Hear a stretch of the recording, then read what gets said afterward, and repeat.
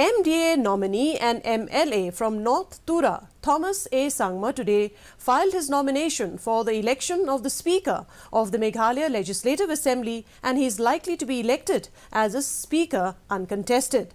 Thomas Sangma is a two-time MLA from NPP, and he is optimistic that he would be elected as a Speaker of the House.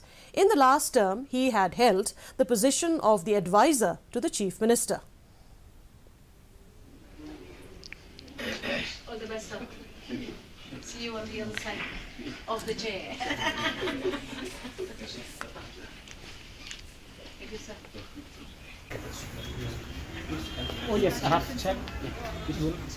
I'm very grateful to the Honorable Chief Minister and his Council of Ministers, the Meghalaya Democratic Alliance number 2, and all the honorable members from across all party spectrum for having put their trust and faith in me and proposing my name to be in the chair of the Speaker and to be in the post of Speaker.